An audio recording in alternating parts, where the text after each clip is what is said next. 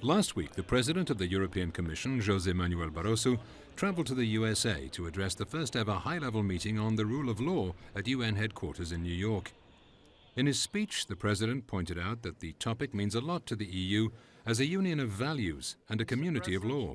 He also stressed the European Union's support for strengthening the rule of law and the United Nations. First is the strengthening of the rule of law at international level. Respect for international law is the best alternative to the use of force.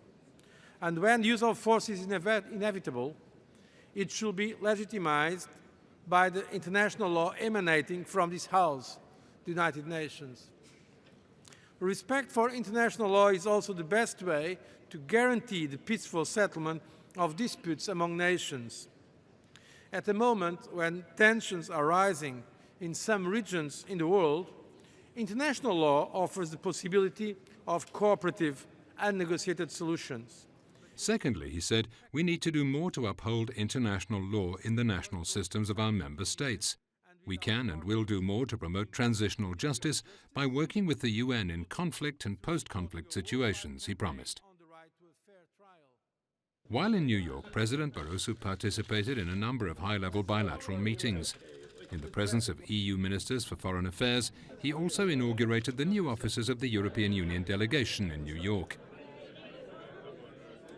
On Thursday, President Barroso visited the campus of Princeton, New Jersey, where he delivered a public lecture titled European Union, an Indispensable Partner.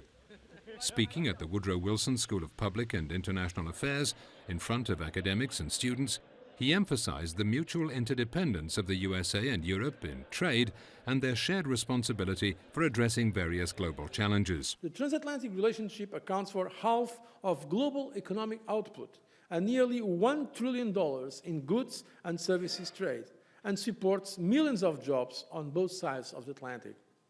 Total US investments in the European Union is 3 times higher than in all of Asia, while European investment in the United States is 8 times higher than our investment in India and China together. Did you know that United States firms are investing more in Belgium than in China or India? And Belgium is a country with 10 million inhabitants.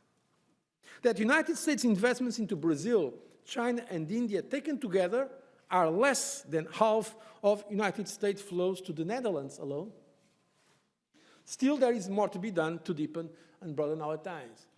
The United States and Europe are now working on a bold initiative to expand trade and investment that could make a significant contribution to our strategy to strengthen growth and create jobs. In this fast-changing and highly unpredictable global environment, the European Union is also an indispensable partner to shape this world into a fairer, safer, rule-based and human rights-abiding place. Let's be clear, Americans are not from Mars and we Europeans are not from Venus. We are all from the same planet. And since we are speaking about the planet, the reality is that we share the same planet and a common responsibility to address together challenges that are global by nature, from the fight against climate change and our work for energy security to the fight against poverty and hunger, from Africa and Afghanistan to the Middle East and South America. The European Union is far from being marginalized, and a majority of Europeans still support European integration, he said. He further underlined the need for an active and influential Europe, and said there's a need for a stronger democratic Europe, because disintegration would be costly. He explained Europe's progress in further deepening the economic and monetary union and presented the European Commission's proposal for a single European supervisory mechanism as a crucial step towards a banking union to save the money of taxpayers by preventing a future crisis, or, if they occur, to manage them more effectively.